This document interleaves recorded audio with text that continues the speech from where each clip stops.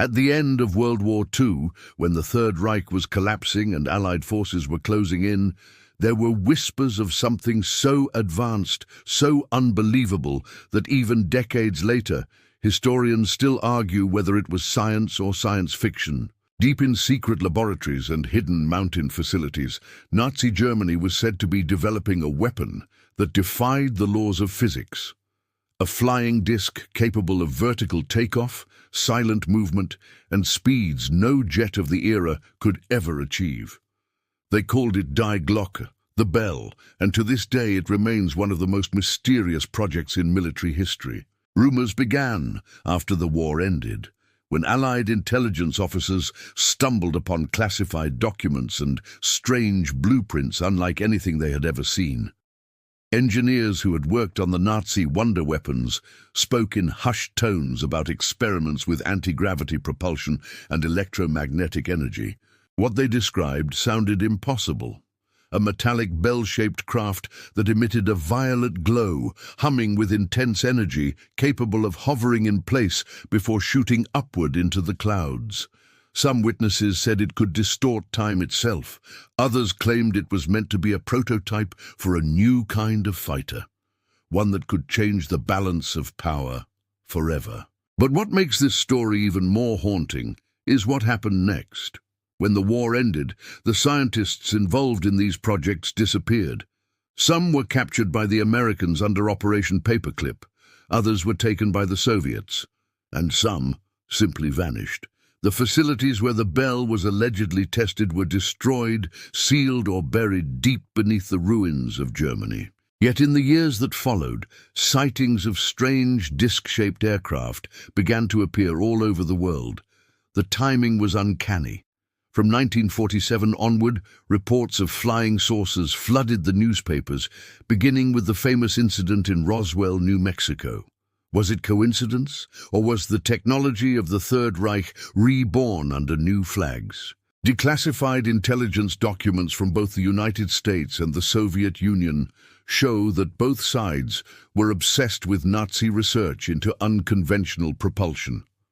American scientists studied captured blueprints and metallurgical samples, searching for answers to what the Nazis had been building.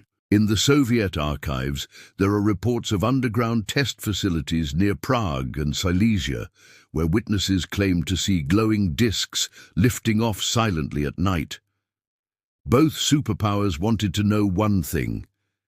Did Hitler's engineers really unlock something that the rest of the world still doesn't understand?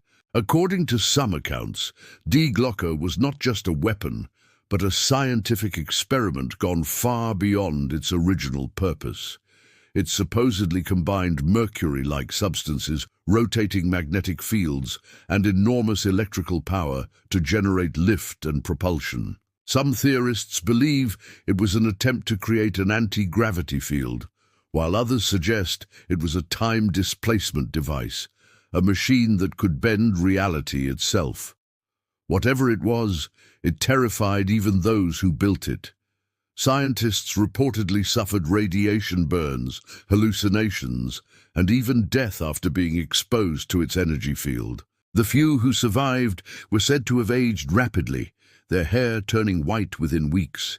When Allied forces investigated secret Nazi research sites like Wenceslas Mine and Peenemünde, they found evidence of advanced engineering, but much of it had been destroyed or taken away before they arrived. What they couldn't explain were the strange electromagnetic signatures still detectable in those areas, even years later.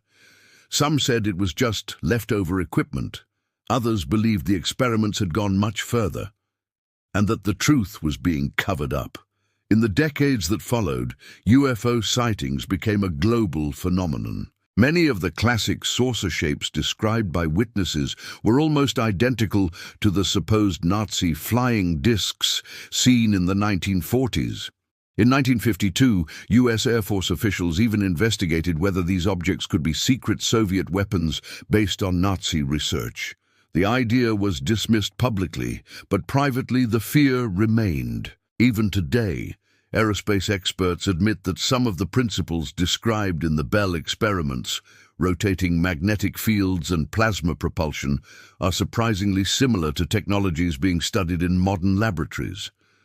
So was the Nazi flying disc real? Or was it just a myth born from desperation and paranoia at the end of a lost war? The truth may never be fully known, but one thing is certain.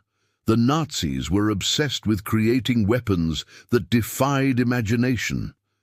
They built jet aircraft, guided missiles, and rockets that reached the edge of space years before anyone else. If any regime could have attempted something like the Bell, it was theirs. The legacy of Die Glocke lives on in the shadows of history, where science and myth intertwine. It stands as a symbol of what happens when human ambition crosses the line between progress and madness. Whether it was real or not, the idea itself changed the world, inspiring generations of scientists, engineers, and storytellers. Because in the end, the most dangerous weapon isn't the one that explodes, it's the one that makes us question what's possible.